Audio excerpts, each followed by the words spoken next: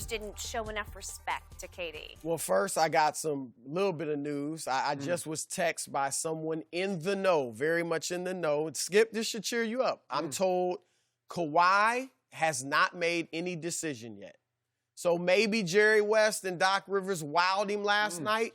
Maybe they're mulling a one-year deal, 1-1 with the Raptors, but I'm told no decision has been made yet. So is this a source with the Clippers or with? No. Okay. This is, but this is a plugged-in source. So you scared? you can, Feel good. I still believe Lakers are still they were his to lose. Yep. But hey, I do think Jerry West, as you said, and Doc Rivers could have been very persuasive.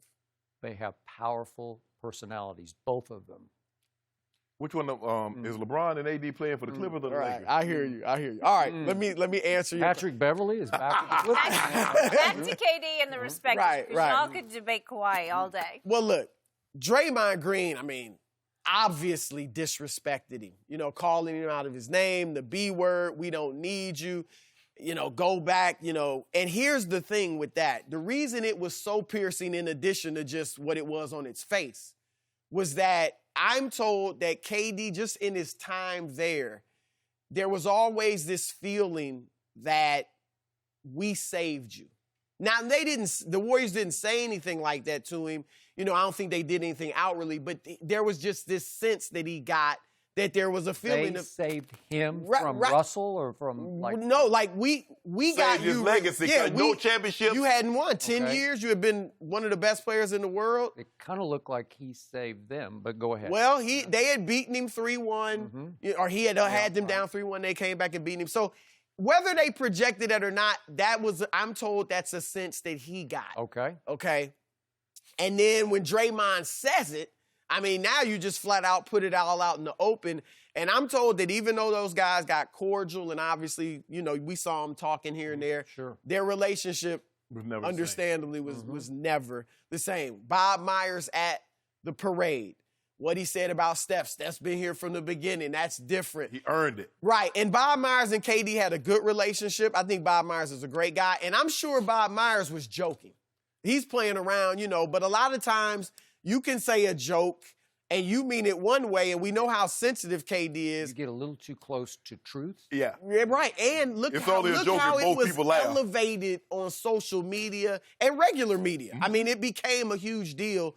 So even if KD didn't feel a certain way initially, he probably ended up feeling that way just because of social media. So I do think that KD felt this disrespect. I don't think they went out of their way to disrespect him. Right. And this is what I would say is this. It comes with the territory. When you go to a team that has won a championship without you, that won 73 games without you, that had every right to feel like we would have been two-time champs if Draymond Green doesn't get suspended, you're not going to get the ultimate respect. I think LeBron James, Michael Jordan, Magic Johnson could have went to the Warriors in that situation, and it's just what it is. We won it without you. You're the best player. Now, look, there's not a player on that roster that KD didn't prove to in practice and games that he's the best player on that team. Yep. They all respected him. You're the best player. Yeah. But did we? We were great, not good, great. We were champions. We were the best team in the world without you. 73-9. So it's unavoidable. At the end of the day, Skip, I'm gonna let you take it away. How does KD get past 73-9? He didn't resurrect a 42-40 team, right? Or a 38-44 team. A 73-9 team with a two-time unanimous MVP. Go ahead. So, you guys know how much I love Kevin Durant as a player. I still think he's the best player on the planet. Somebody across from me disagrees, but I thought he proved it in back-to-back NBA Finals. But Kevin Durant, the person, just wears me out. He is hard to love. And I think the Golden State players found him hard to love because he's always picking fights with somebody because he needs fights to fuel him. He's fighting with the media. He's fighting with social media. He's fighting with teammates. He fought with Russ. He just couldn't. And again, I wrote this on ESPN.com maybe a year before it happened. I said he's not going to last with Russell Westbrook because Oklahoma City management continues to side with Russell. that they think Russ is the 1 to Kevin's 1A. They want the ball in Russ's hand in clutch situations.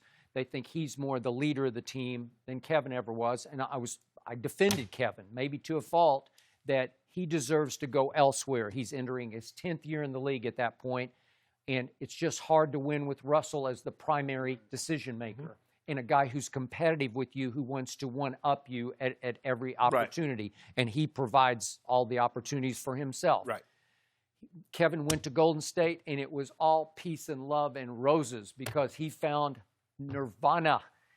He found a team that shares the basketball, and they do. But God bless all of them, because they even shared it a lot last. I thought it still worked really well last year.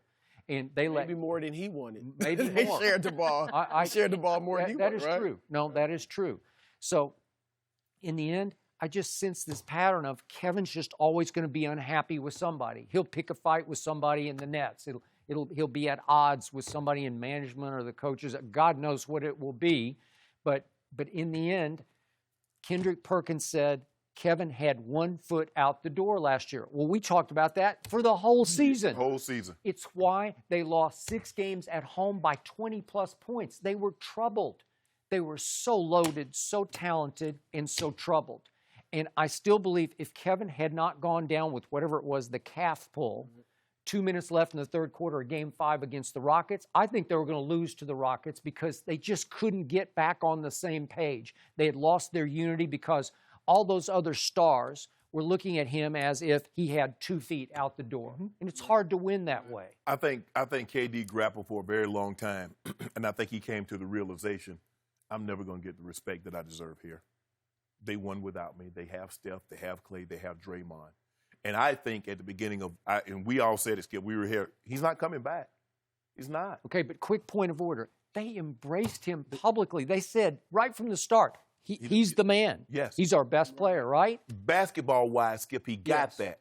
But from an individual and the love and the adoration that he felt he deserved, he never got that from the Bay fans. Yet, KD is unbelievable. But Steph's our guy. Right. But Steph was there, Skip. The Golden State that we see now was not the Golden State Steph's first couple of years. So they had to endure. Bob Myers brought it up. Steph was here during the lean years. He's earned it. KD's like, so what am I? I mean, just think of it like if Larry Bird had joined the Lakers during the 80s at some point. As great as Bird would have been, as much as Magic and Kareem could have said, this is the guy. He's as many championships as they would have won without him. He never would have been Magic or Kareem or Mr. Laker. We can come to this context. D. Wade and LeBron. LeBron was clearly the better player. He was never going to get the love from Miami like D. Wade. And that's true. It's a very similar situation. Wade County. Right. Steph had two MVPs, and he won a championship. D. Wade had won a championship and was Finals MVP. Clearly, the two guys that came joined their team are better. LeBron was a better player than D. Wade. KD is better than Steph Curry. But LeBron never seemed haunted by that in Miami. Was he? No. But he ended up leaving. He did. But they still, when he won the championship, everybody said universally, LeBron James is the best player. Even when Kevin Durant won his first, we still talked about LeBron got a triple-double, and if you flip teams, would they have won if they had LeBron instead of KD? And everybody said yes. Do you believe KD on the Cavaliers with Kyrie and Kevin Love could have beat this Warriors team? No. So now what he's hoping for, what he thought he was going to get, now I win a championship, I'm going to be, because everybody says you can't be the best player if you don't have a title. So now I got a title. People are going to recognize me and acknowledge me. But everybody seemed to thought, man, that was a sucker move what you did, actually. He got ripped by guys in the league. Older guys ripped him. How you go join a team?